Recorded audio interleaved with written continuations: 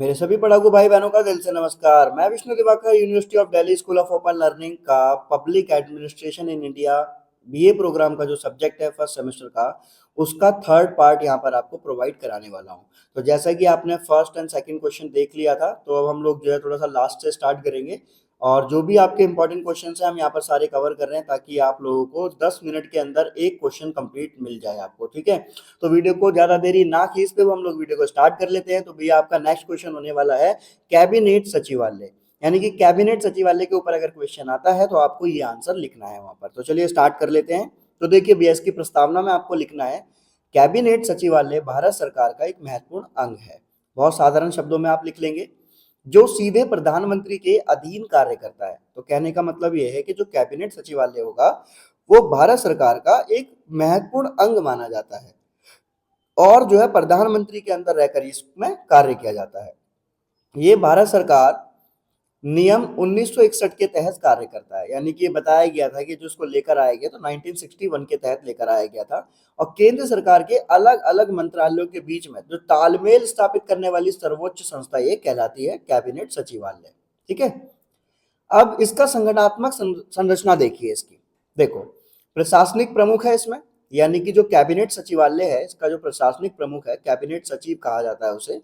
वह न केवल सचिवालय का प्रमुख होता है बल्कि भारत के सिविल सेवा बोर्ड का पदेन अध्यक्ष और देश का सर्वोच्च सिविल सेवक भी आई एम सॉरी, थोड़ी सी तबीयत खराब हो रही है, तो उसका देश का सर्वोच्च सिविल सेवक भी होता है। उसके बाद हम बात करेंगे इसमें, देखो राजनीतिक प्रमुख कौन होगा, जो भी प्रधानमंत्री है। ठीक है, तो इसका जो राजनीतिक प्रमुख है वो कौन होगा, स्वयं प्रधानमंत्री होता है।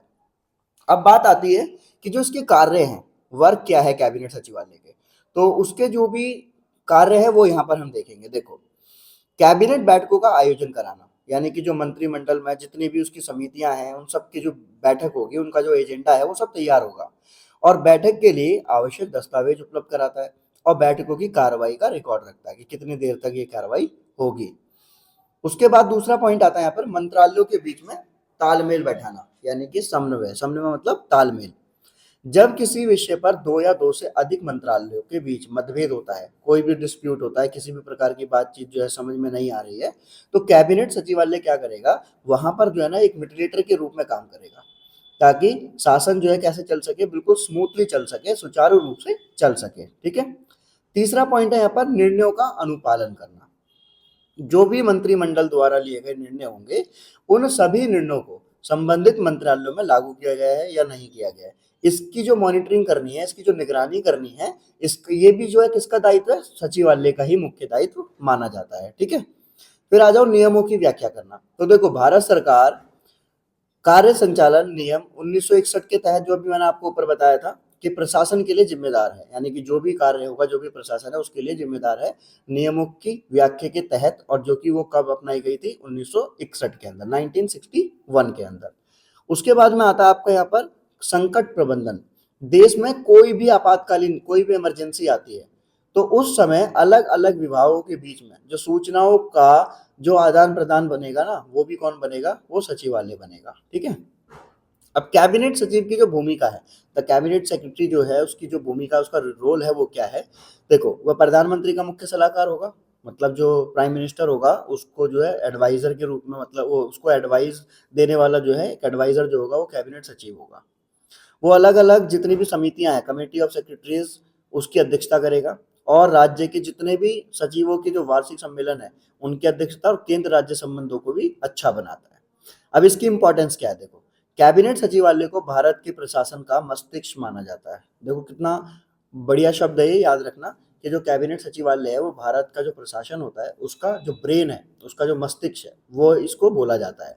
अब इसकी अनुपस्थिति में अलग अलग मंत्रालय स्वतंत्र रूप से काम करेंगे और अलग अलग नीतियों में टकराव होगा और देरी होने की संभावना भी बढ़ जाएगी। इसीलिए सरकार की नीतियों में निरंतरता और स्पष्टता सुनिश्चित करता है। अब लास्ट अगर हम इसका निष्कर्ष देखते हैं तो कैबिनेट सचिवालय जो है वो भारतीय संसदीय प्रणाली का वह केंद्र बिंदु है जो सरकार के अलग अलग स्तर पर नीति निर्माण और उनके क्रियान्वयन को गति प्रदान करता है और न्यूनतम सरकार और अधिकतम शासन के लक्ष्य को प्राप्त करने के लिए एक अनिवार्य संस्था मानी जाती है। तो आई होप आपको ये क्वेश्चन भी समझ में आया होगा। ये हमारा पार्ट 3 है। आप पार्ट 4 के लिए बने रहिए हमारे साथ। Thanks for watching.